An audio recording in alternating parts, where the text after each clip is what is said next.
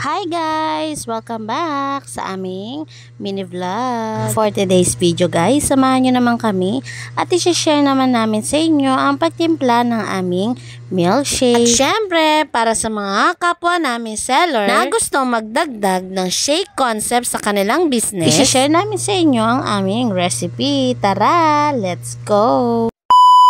So, eto na nga guys, para sa mga nagtatanong kung anong gamit naming milkshake, walang iba kundi Enjoy product. At para sa una nating milkshake, naglagay lang tayo dito ng 2 scoop strawberry powder at nilagyan ko na din ng 10 ml na fructose at 1 cup ice. And then, i-blender na natin yan. Para sa mga nagtatanong kung bakit po namin nilalagyan ng fructose ito, simple lang guys. Pag naglalagay kasi tayo ng yelo, napasobra ang ating paglagay, tendency tatabang. Kaya para maiwasan natin yan, lagyan natin ng fructose. Pero kung sa palagay nyo ay goods na sa inyo ang lasa, kung walang fructose ay okay lang yan. Kaya, importante na lagi tayong mag-taste test. Kapag ganito na yan guys, ay okay na po yan. Syempre, andito tayo ngayon para sa ating favorite part, ang ating paglagay ng strawberry jam. At isusunod na natin ang paglagay ng ating strawberry shake. O diba, ang sarap. Video pa lang, nakakatakam na talaga. At syempre guys, hindi mawawala ang ating toppings. Pagdating naman sa toppings guys, depende na sa inyo kung anong ilalagay nyo. Katulad sa amin, ang nilagay namin ay red sprinkles. O diba, ang sarap ng ating strawberry shake. Ang isusunod naman natin dito,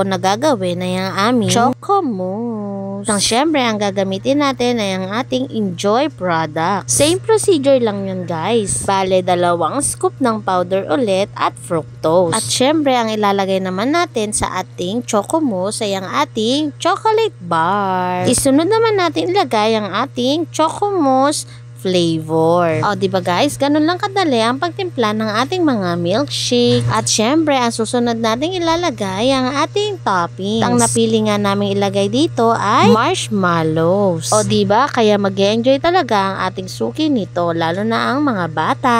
At ito na ang ating huling gagawin. Ang ating choco crumble milkshake. Maglagay ka ulit ng 2 scoops na powder at maglagay ka din ng 10 ml na fructose. Para naman sa mga nagtatanong kung saan nakakabili ng Enjoy products, nabibili po ang ating mga powder milkshake sa palengke, Shopee at TikTok. Kaya kung nagbabala ka mag-umpisa ng negosyo guys, ay pumunta ka na sa palengke at bumili ka na ng mga products na ito para maumpisahan mo na ang iyong small business. Dahil sure na sure talaga na magugustuhan ito ng mga customer mo, ano na mag-e-enjoy ang mga bata. At ayan na, pagkatapos natin yan i-blend, dapat ganito na ang itsura niyan. At dahil choco crumble, maglalagay tayo ulit ng chocolate bar sa ating walling. At ilalagay na natin itong ating choco crumble milkshake. O diba guys, pag ganito talaga ang ibebenta mo mga products, ay kaya-aya yan sa mata ng mga bata. Lalo na kung lalagyan mo yan ng white kisses sa ibabaw. O diba, tingnan nyo naman, ang sarap-sarap ng ating ginawa ngayon. Pwede nyo nga gayahin itong recipe na to at gumawa kayo ng sarili nyong version. Ang mga baso na ginamit natin ngayon sa ating mini vlog ay 12 ounce o small size ng PP cup. At ayan na guys, tapos na natin gawin ang ating